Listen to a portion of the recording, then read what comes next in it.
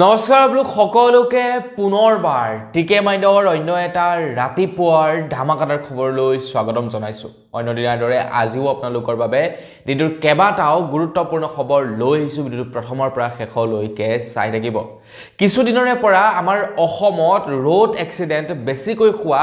দেখিবলৈ পাইছো।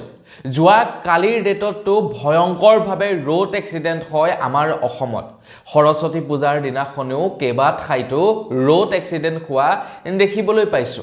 এতিয়া ৰোড এক্সিডেণ্টসমূহ কিয় বৃদ্ধি পাইছে এই সম্পৰ্কত কিন্তু চৰকাৰে চিন্তা চৰ্চা কৰাৰ দৰকাৰ আছে। সেই সময়তে বিভিন্ন স্থানত যোৱাকালি জনতাই প্ৰতিবাদ সাব্যস্ত কৰা দেখিবলৈ পালো আৰু জনসাধাৰণে কৈছে যে অসম চৰকাৰে শীঘ্ৰেই ৰোড এক্সিডেণ্টৰ ওপৰত বিহিত ব্যৱস্থা ল'ব লাগে। শীঘ্ৰে ঘাইপথত ষ্ট্ৰীট লাইট লগোৱাৰ ব্যৱস্থা কৰিব লাগে। ট্ৰেফিক পুলিচ আৰু গতিৰোধক ব্যৱস্থাৰ দাবী কৰিছে এতিয়া বিভিন্ন স্থানত জনসাধাৰণে। কাৰণ ৰোড এক্সিডেণ্ট যি ধৰণে হ'বলৈ পাইছে, এনেকৈ ৰোড এক্সিডেণ্ট হৈ থাকিলে প্ৰত্যেক দিনেই অসমত 10-12 জন ব্যক্তি মৃত্যুমুখত পৰিব ৰোড এক্সিডেণ্টৰ ফলত। গতিকে অসম চৰকাৰে এই সম্পৰ্কত ভালদৰে চিন্তা চৰ্চা কৰাৰ দৰকাৰ আছে। ৰোড এক্সিডেণ্ট হোৱাৰ বহুখিনি কাৰণ আছে। প্ৰথমটোৱে হৈ গ'ল দ্ৰুতবেগী যান বাহন চলাচল, দ্বিতীয়তে হৈ গ'ল ডাম্পাৰৰ দৌৰাত্ম আমাৰ অসমত, 3 নম্বৰতে হৈ গ'ল ৰাস্তা পথ বেয়া হোৱাৰ কাৰণে। এনেকুৱা বহুতো এনেকুৱা বহুতো কাৰণ আছে, যেনে হৈ গ'ল ট্ৰেফিক ৰুল ভালদৰে পালন নকৰাৰ বাবে। এনেকুৱা বহুতো কাৰণ আছে। গতিকে এই বস্তুবিলাক এতিয়া চৰকাৰে এনালাইজ কৰাৰ দৰকাৰ আছে। আৰু বেছি ইয়াৰ পাছৰটো খবৰ ফালে ইয়াৰ পাছৰ খবৰটো ওলাই পৰিছে আমাৰ অসমৰ সাংবাদিকসকলৰ ওপৰত। অসমৰ মুখ্যমন্ত্ৰী ডক্টৰ হিমন্ত বিশ্ব শৰ্মাদেৱে যোৱাকালি ছুইজাৰলেণ্ডৰ পৰা আহিয়েই সংবাদ মাধ্যমৰ আগত জনাইছে যে আমাৰ অসমত এনেকুৱা কিছুমান সাংবাদিক আছে যিবিলাক সাংবাদিকে নেকি সাংবাদিকতা কৰিও LIC এজেণ্টৰ কাম কৰি আছে। কিছুমান এনেকুৱা সাংবাদিক আছে যিবিলাকে নেকি চৰকাৰী চাকৰি কৰিও পৰ্টেল চেনেল খুলি আছে। কিন্তু তাৰ বিপৰীতে বহু ভাল সাংবাদিকো আছে বুলি জনাইছে। তো শীঘ্ৰেই হয়তো সাংবাদিকসকলৰ ওপৰত কিছু ৰুল ৰেগুলেশ্যন বনাব আমাৰ অসমত। সাংবাদিকসকলক লৈ কিছু চিন্তা চৰ্চা কৰাৰ কথা উল্লেখ কৰিছে মন্ত্ৰী হিমন্ত বিশ্ব শৰ্মাদেৱে। কিন্তু নিৰ্বাচনৰ আগত ইয়াৰ ওপৰত একো ব্যৱস্থা ল'ব নিৰ্বাচনৰ পাছলৈকে। ভাল সাংবাদিক, বেয়া সাংবাদিক সেইবিলাক আইডেণ্টিফাই কৰিব। যিসকলে চৰকাৰী চাকৰি কৰিও পৰ্টেল চেনেল চলাই আছে তেওঁলোক বিপদত পৰিব। যিসকল সাংবাদিকে নেকি সাংবাদিকতা কৰাৰ লগে লগে LIC এজেণ্ট হৈ আছে তেওঁলোকো হয়তো বিপদত পৰিব পাৰে। মুঠৰ ওপৰত সাংবাদিকসকলৰ কি হ'ব কি নহ'ব এইটো এতিয়াই ক'ব পৰা নাযাব, কিন্তু কিবাটো ব্যৱস্থা ল'ব নিৰ্বাচনৰ পাছত। আগবাইছো ইয়াৰ পাছৰটো খবৰ ফালে। সলনি কৰিলে জব কাৰ্ডৰ নাম সলনি কৰি এতিয়া জি ৰাম জি কৰিলে। বিজেপি চৰকাৰে জব কাৰ্ডৰ নামেই সলনি কৰি পেলালে আৰু জি ৰাম জি নামেৰে নতুনকৈ নামাকৰণ কৰিলে। এতিয়া ৰাজ্যিক সভাপতি দিলীপ শইকীয়া ডাঙৰীয়াই জনাইছে যে জি ৰাম জিৰ জৰিয়তে এতিয়া আমাৰ অসমত অত্যাধুনিক ৰাস্তা পদূলি নিৰ্মাণ কৰিব বুলি জনাইছে। আগতকৈ ভাল উন্নত মানৰ ৰাজপথ নিৰ্মাণ কৰিব বুলি জনাইছে জি ৰাম জিৰ জৰিয়তে। আৰু তাৰ লগতে মানুহসকলে আৰু বেছিকৈ কাম লাভ কৰিব। মানে যিসকলৰ জব কাৰ্ড থাকিব তেওঁলোকক জব কাৰ্ড কি কাৰণে দিয়া হয়, যাতে তেওঁলোকে চৰকাৰী কাম কাজবিলাকত কাম বন কৰিব পাৰে, মানে দিন হাজিৰা কৰিব পাৰে। কিন্তু আটাইতকৈ দুখৰ কথাটো হৈ গ'ল চৰকাৰে তেওঁলোকক পৰ্যাপ্ত পৰিমাণৰ হাজিৰা নিদিয়ে, যাৰ কাৰণে তেওঁলোকে কাম কৰিবলৈ মন নকৰে। এতিয়া কেন্দ্ৰ চৰকাৰ তথা অসম চৰকাৰৰ ফালৰ পৰা কৈছে যে জি ৰাম জিৰ জৰিয়তে যিবিলাক কাম কাজ আহিব এতিয়া বেছিকৈ মানুহে কাম কৰিব পাৰিব। আৰু দ্বিতীয় কথা হৈ গ'ল কি জি ৰাম জিৰ জৰিয়তে অত্যাধুনিক কাম কাজ হ'ব বুলি জনাইছে আমাৰ অসমত। দেখা যাওক কি হয় ন। আজিকালিতো চবফালে কেৱল দুৰ্নীতিয়ে দেখিবলৈ পাইছোঁ। সেইদিনাখনি 21 কোটি টকা ব্যয় সাপেক্ষে নিৰ্মাণ কৰা পানীৰ টেংকি টেষ্টিং কৰোঁতে বাগৰি পৰিছে। কিছু জেগাত দেখিবলৈ পাওঁ ৰাস্তা বনাই যোৱা কেইদিনমান পাছতেই মানুহে হাতেৰে ৰাস্তাবিলাক এৰুৱাই দিব পৰা হয়। গতিকে সেই বস্তুবিলাক চোৱা চিতা কৰিলে অলপ ভাল হয়।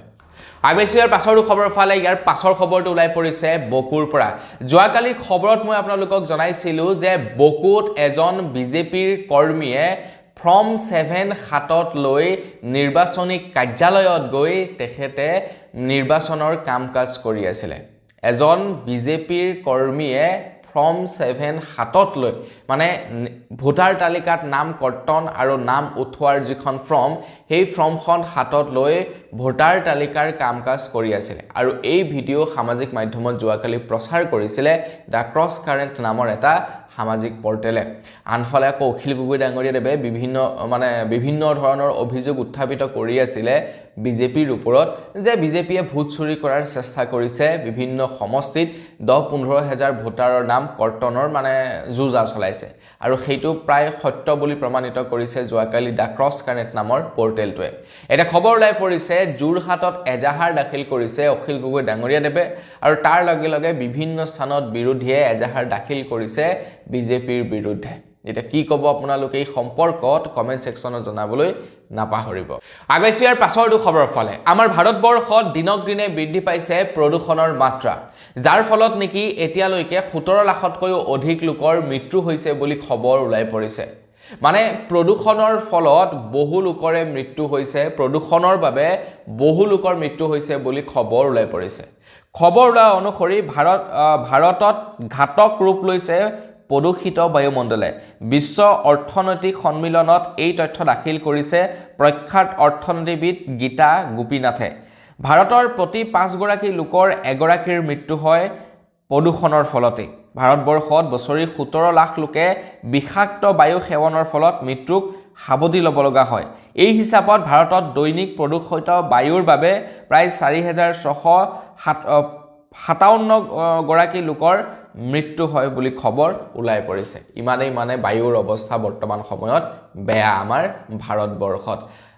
যিখন দেশত নেকি গছ গছনি সব ফালে ভৰি আছে সেইখন দেশত বায়ু প্ৰদূষণ ইমান বেছি আগৈছো ইয়াৰ পাছৰ খবৰ ফালে আজিকালি চৰকাৰসমূহে বিভিন্ন ধৰণৰ চৰকাৰী কাম-কাজ কৰিবৰ কাৰণে ডাইৰেক্টলি ঋণ লৈ লয় এতিয়া ৰিজাৰ্ভ বেংকৰ ফালৰ পৰা ৰাজ্য চৰকাৰসমূহলৈ নিৰ্দেশনা জাৰি কৰিছে যে আপোনালোকৰ জিডিপিতকৈ বেছি ঋণ নলব সতৰ্কবাণী জনাই দিছে ৰাজ্যসমূহলৈ ৰিজাৰ্ভ বেংকৰ ফালৰ পৰা ৰিজাৰ্ভ বেংকে কৈছে যে ৰাজ্য চৰকাৰসমূহক ঋণ লোৱা কমাবলৈ নিৰ্দেশনা আৰবিআইৰ তৰফৰ পৰা জিডিপিৰ তুলনাত বহু ৰাজ্যৰ ঋণৰ পৰিমাণ বৃদ্ধি পাইছে বুলি জনাইছে আৰবিআই জিডিপিৰ তুলনাত 30%ৰো অধিক ঋণৰ বোজা বৃদ্ধি পাইছে বুলি জনাইছে ৰিজাৰ্ভ বেংকে আমাৰ অসমেও কিন্তু ভালেমান ঋণ লৈছে আমাৰ অসম চৰকাৰে গতিকে অসম চৰকাৰেই নহয় আমাৰ ভাৰতবৰ্ষৰ প্ৰায়বিলাক ষ্টেটেই ঋণ লৈছে গতিকে সতৰ্কতা জাৰি কৰি দিছে ৰিজাৰ্ভ বেংকৰ ফালৰ পৰা সেইবিলাক চৰকাৰলৈ যিবিলাক চৰকাৰে নেকি তেওঁলোকৰ জিডিপিতকৈ বেছি ঋণ লৈ পেলাইছে আগৈছো ইয়াৰ পাছৰ খবৰ ফালে খবৰ ওলাই পৰিছে দিল্লীৰ পৰা দিল্লীৰ গণৰাজ্য দিৱসৰ পেৰেডত এইবাৰ বিশেষ প্ৰকাৰৰ এক চিকাৰী চৰাই পৰিভ্ৰমণ কৰিব বুলি জনাইছে এক বিশেষ প্ৰকাৰৰ চিকাৰী চৰায়ে দিল্লীৰ যি নেকি গণৰাজ্য দিৱসৰ পেৰেড হয় সেই পেৰেডৰ পৰ্যবেক্ষণ কৰিব এক বিশেষ প্ৰকাৰৰ চৰায়ে আকাশ মাৰ্গত আৰু সেই চৰাইবিধক প্ৰশিক্ষণ দি আনিছে ইণ্ডিয়ান আৰ্মিয়ে প্ৰশিক্ষণ দিয়া সেই বিশেষ চৰায়ে এতিয়া আকাশ মাৰ্গত যদি কোনো দুষ্ট চক্ৰই কিবা এক্টিভিটি কৰিবলৈ লয় সেই এক্টিভিটি পৰ্যালোচনা কৰিব বুলি জনাইছে চাওক চৰাইকো কিমান টেলেন্টেড বনাই দিছে ইণ্ডিয়ান আৰ্মিয়ে তো সেই চৰাইৰ গাত কেমেৰা কিবা কিবি লাগি থাকিব তো দিল্লীৰ যি লালকিল্লাত পেৰেড হয় তো সেই পেৰেডৰ ওপৰত চৰাইবিলাক উৰি থাকিব কোনো দুষ্ট চক্ৰই যদি ড্ৰোন বা অন্যান্য কিবাৰে এটেক কৰিবলৈ চেষ্টা কৰে চৰাই লগে লগে সেই বস্তুবিলাকক নিশেষ কৰি পেলাব তো এটা নতুন ভালেই হওক বা বেয়া হওক সেইটো পাছৰ কথা কিন্তু এটা নতুন প্ৰযুক্তি সিস্টেম আনিছে ইণ্ডিয়ান আৰ্মিয়ে আগৈছো ইয়াৰ পাছৰ খবৰ ফালে ইয়াৰ পাছৰ খবৰটো ওলাই পৰিছে বিৰোধী পাৰ্টিৰ ওপৰত গৌৰৱ গগৈ ডাঙৰীয়াদেৱে এতিয়া বিজেপি পাৰ্টিৰ ওপৰত কিছু অভিযোগ উত্থাপিত কৰিছে গৌৰৱ গগৈ ডাঙৰীয়াদেৱে কৈছে যে মিত্ৰতা প্ৰসংগত বিজেপিতকৈ বৰ্তমান বিৰোধী মিত্ৰতা বহুত আগত আছে বুলি জনাইছে তেখেতে কৈছে বিজেপি দলৰ প্ৰাৰ্থীয়ে বেলেগ দলৰ পোষ্টাৰ ফালি পেলাইছে উজনি অসমৰ গোহালিৰ পৰা গৰু লৈ বাহিৰত বিক্ৰী কৰিছে খিলঞ্জীয়া মানুহৰ গৰু আজি সুৰক্ষিত নহয় জাতি বচাওক মাটি বচাওক ভূত বচাওক নিজৰ গৰু বচাওক তো গৌৰৱ গগৈ ডাঙৰীয়াদেৱে যোৱাকালি পথালি পাহাৰত উপস্থিত হৈছিলে আৰু পথালি পাহাৰত উপস্থিত হৈ ৰঙানদী সমষ্টিৰ তেখেতে নিৰ্বাচনৰ বুজ লয় আৰু গৌৰৱ গগৈয়ে কৈছে যে এতিয়া ৰঙানদী সমষ্টিটো বিজেপিয়ে তেনেকুৱা ধৰণৰ মানুহকেই টিকট দিবলৈ আগবাঢ়িছে বুলি তেখেতে জনাইছে মানে ডাইৰেক্টলি কোৱা নাই ইনডাইৰেক্টলি তেখেতে কাৰ কথা ক'ব বিচাৰিছে সেই সম্পৰ্কে হয়তো আপোনালোকে গম পাইছে তো ইয়াৰ মানে সম্পূৰ্ণ সমালোচনা কৰিছে কিন্তু এটা কথা যদি ৰঙানদী সমষ্টিত যিজন বৰ্তমান পপুলাৰ নেতা হৈ আছে নাম মই উল্লেখ নকৰোঁ তেখেতে যদি বিজেপিৰ পৰা টিকেট পায় অবিয়াছলি তেখেত জিকিব ৰাইজে তেখেতক ভাল পায় আগবাইছে ইয়াৰ পাছৰ খবৰ ফালে ইয়াৰ পাছৰ খবৰটো ওলাই পৰিছে মংগলদৈৰ পৰা খবৰ ওলাই পৰিছে যে মংগলদৈত বোলে দুৰ্বৃত্তই 16টাকৈ মন্দিৰৰ মূৰ্তি ভাঙি পেলাই বুলি খবৰ ওলাই পৰিছে ইতিমধ্যে সেই দুৰ্বৃত্ত কেইজনক আটক কৰিছে আৰক্ষীয়ে কিন্তু সেই দুৰ্বৃত্ত কেইজনৰ পৰিচয় সম্পূৰ্ণৰূপে গোপনে ৰাখিছে আৰক্ষীয়ে এটা কোনে সেই মূৰ্তিসমূহ ভাঙিলে এই সম্পৰ্কত এতিয়াও ডাঙৰ প্ৰশ্নবোধকৰ চিন জড়িত হৈ আছে সেয়া আমাৰ নিজৰ মানুহে কৰিলে নে সেয়া কোনোবা অচিনাকি মানুহে কৰিলে সেই সম্পৰ্কে এতিয়ালৈকে তথ্য দাঙি ধৰা নাই কিন্তু যোনেই কৰিলে সি কিন্তু বিৰাট পাপত ভুগিব আগবাইছো ইয়াৰ পাছৰ খবৰ ফালে খবৰ ওলাই পৰিছে এতিয়া কামাখ্যা ৰেলৱে ষ্টেচনৰ পৰা বোলে কামাখ্যা মন্দিৰলৈকে ৰোপৱেৰ ব্যৱস্থা কৰা হ'ব বুলি জনাইছে খবৰ লোৱা অনুসৰি কামাখ্যা ৰেলৱে ষ্টেচনৰ পৰা কামাখ্যা মন্দিৰলৈ চলিব এতিয়া ৰোপৱে সামাজিক মাধ্যমত পথ পৰিবহণ মন্ত্ৰী নীতিন গাডকাৰীদেৱে ঘোষণা কৰিছে প্ৰায় 213.24 কোটি টকা ব্যয় সাপেক্ষে নিৰ্মাণ কৰা হ'ব 1.43 কিলোমিটাৰ দৈৰ্ঘ্যৰ এটা ৰোপৱে বাপৰে বাপ 1 কিলোমিটাৰ ৰোপৱে নিৰ্মাণ কৰিবৰ কাৰণে প্ৰায় 114 কোটি টকা খৰচা কৰা হ'ব মানে আটক ধুনীয়াকৈ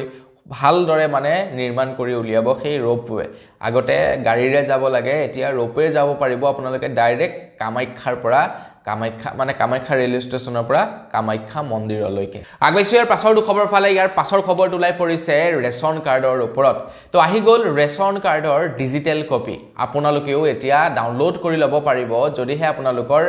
ৰেচন কাৰ্ডৰ KYC কমপ্লিট কৰা আছে আপোনালোকে যিকোনো এখন অৰুণোদয় কেন্দ্ৰত যাব পাৰে আৰু তাত গৈ আপোনালোকে আবেদন কৰিব পাৰে